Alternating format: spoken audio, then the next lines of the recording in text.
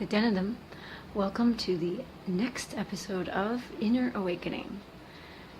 Today I wanted to speak about silence.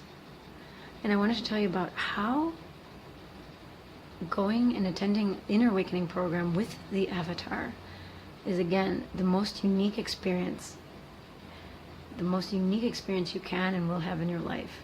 The other day I mentioned why is Inner Awakening so much different from all these other programs that are out there, all these other spiritual programs, these yoga retreats. Why is it so much different? And I explained some of why, because of Swamiji, because the living avatar is with us, because he can transmit his experiences, his connection with the cosmos, because he is Sadashiva in the living form. But I also want to explain about Upanishads, which roughly translate into sitting with the master. That's roughly what it translates into. Actually, Upanishads are part of the Vedas. It's part of the ancient Hindu scriptures, and they're a beautiful series. We started studying them several years ago. Ishavasya Upanishad is the first one we started with. And you can see many beautiful videos on Swamiji's YouTube site regarding that. Very powerful and very amazing to read. But Upanishads means also sitting with the master, sitting in his presence.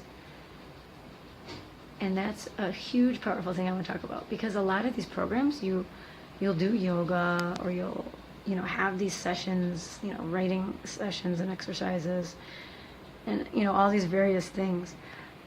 But with Swamiji, he actually doesn't really need to do anything. The reason he sits with us, the reason we ask questions and we do these exercises, and the reason he, even with some of the mandala processes he does, which is sitting in the geometry, the cosmic geometry shape, which is energized and connects you in that space of oneness, in that power center. It's called the Sri Yantra shape. But sitting in that space, and he uses sound also to awaken Kundalini, and to basically, one time he said, it's just to keep our mind still for a while so that he can do his work, because the mind is continuously moving and moving, because he doesn't need anything, actually. Even he can just look at us, and within seconds he can transmit to us. But just sitting in that space, like when he takes the Inner Awakening participants to the sacred banyan tree at the Bengaluru Adinam in Bidadi, India. This banyan tree is 1,000 years old, and it's huge.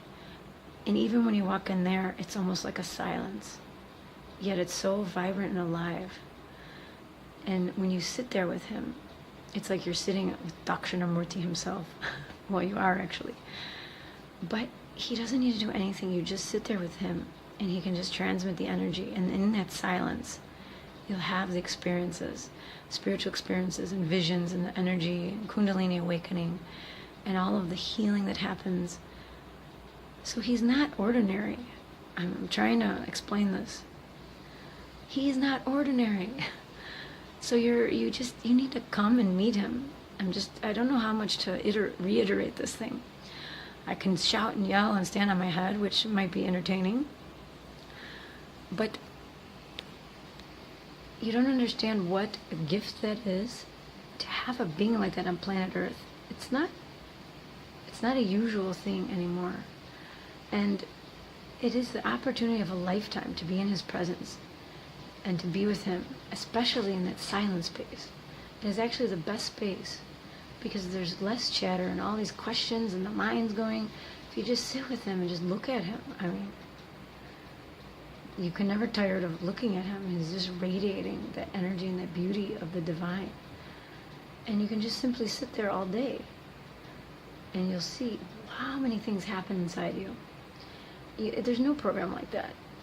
No program. Because, I've seen some of these gurus out there. And first of all, they should be quiet, because they really have nothing to say that's worth anything.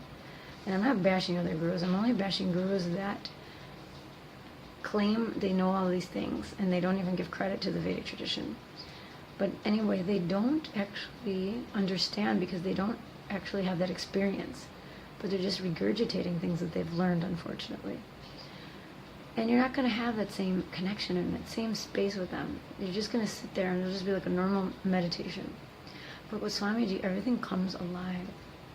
And it's such an amazing space. I just want you to come just to see.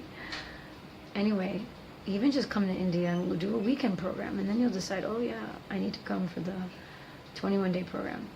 Or just find your nearest center in the United States or in Europe or wherever, India, and go to that center and take a workshop. Even take the webinar, 3-hour, 2-hour webinar, and just see. You'll understand. Even from that, you'll get a glimpse.